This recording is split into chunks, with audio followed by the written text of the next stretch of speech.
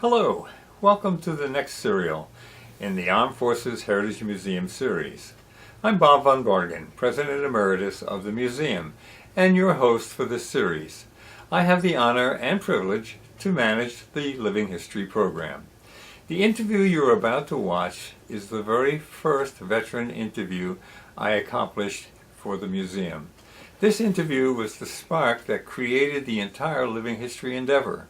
And it all came about as a result of a fine dinner at a friend's home and having some after-dinner drinks and engaging in a bit of hangar flying with fellow aviators from the 335th Military Airlift Squadron at McGuire Air Force Base. As we shared stories, our host, retired Master Sergeant René Fougeray, told us about a mission that he flew to save endangered babies at the time when South Vietnam was being invaded and overrun by superior forces of North Vietnam. The Vietnam War ended in 1973. That's when hostilities ceased. The peace accords called for North and South Vietnam to remain as independent nations. In 1975, the U.S. Congress stopped funding the South Vietnamese government, and the government fell. This prompted the North Vietnamese to invade the South. There was a fear that many mixed-race babies, orphans, that were offspring of U.S. service personnel would be killed by the approaching invaders. The Pearl S. Buck Foundation called on President Gerald Ford to evacuate these children. Operation Babylift ensued, and the massive airlift of children started. Military aircraft moved the children out of Saigon's Tan Son Nhut Airport to Clark Air Base in the Philippines. From there, they were flown to the States by a combination of military, airline, and charter aircraft. As the North Vietnamese invaded Saigon, a last-minute call went out to save the remaining group of children. A McGuire Air Force Base Lockheed C-141, manned by an Air Force Reserve crew, was in Okinawa, and it was assigned the mission. Let's watch as René Fougeray tells you what happened. When you were alerted for the mission, when did you first find out what you were going to do? Well, I basically just build up to what was happening. It was the last days of the Vietnam conflict. It was the last days of the Vietnam conflict, and just about everything that was flyable was committed to the evacuation and the end of the war. So there was hundreds of airplanes out in the system, and we had been out in the system about 5 or 6 days at that point in time.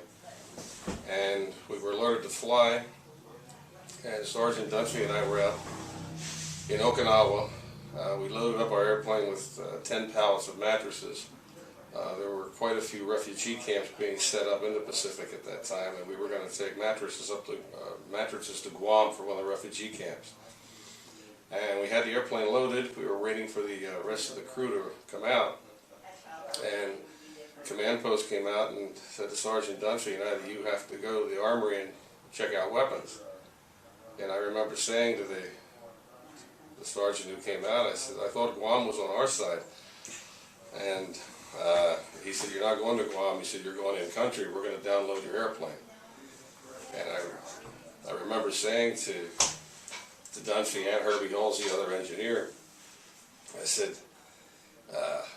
we were under the opinion that it was over, that you could not get into the country anymore.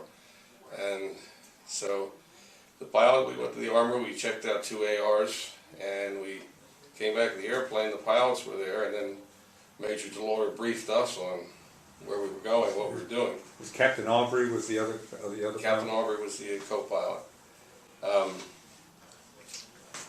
We were told that there was radio contact with a group, I believe sponsored by the Pearl S. Buck Foundation, who ran orphanages in Vietnam.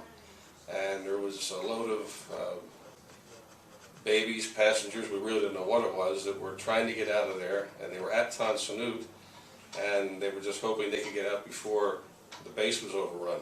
And Tan Son Nhut was the airport serving Saigon. Yeah, yeah. and there was 4-plane formation. There was 3 active duty airplanes, and we were the only associate crew at that time that was chosen for the mission.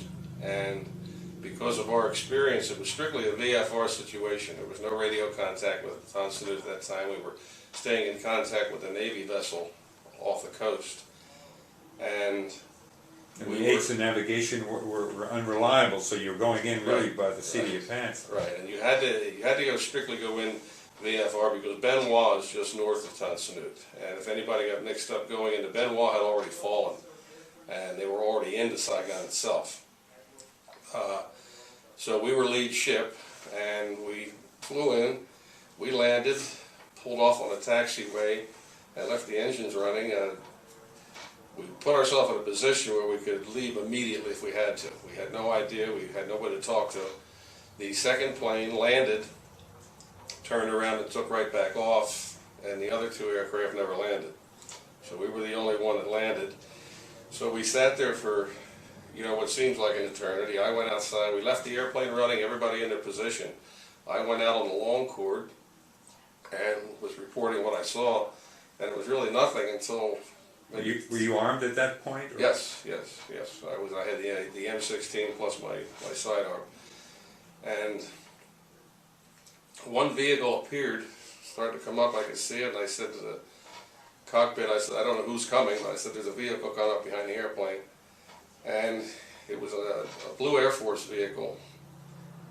And 2 Vietnamese got out, and I was trying to listen to them with the noise of the engines, and they had broken into the PX on base, and they were trying to sell me Saigon elephants. So I said to Major DeLauder, I said, "You want a Saigon elephant?" And it was a, "Say what?" I said, "You want to, these guys are selling Saigon elephants." So that was the comical part of it, and then they left, and we were just debating whether to get out of there or not, because it was not the best place to be. There was smoke coming up all over the perimeter. So... Were these just fires, or were these... no, when we came in, you saw... Were these incursion fires? You could see in Saigon that there was a lot going on in Saigon. So there was, a couple minutes later, some other vehicles started to come up behind us. And again, I said to the Lauder, I said, I don't know who these people are. So anyway, once they got within a couple hundred yards, they put a white flag out. They saw I was armed, and they put a diaper out as a white flag. And the buses pulled up, and a minister, a Lutheran minister, was in the one bus. He came up to me, and he said, "Come on back here." He said, "We're really glad to see you guys." Well, as they would say at the end of the kiddie shows in the movie theater serials of long, long ago, tune in next week to learn what happens next, as Renee's C-141 crew acts to save the missionaries and the 3 busloads of babies, as the Viet Cong forces close in on them and attack the airfield.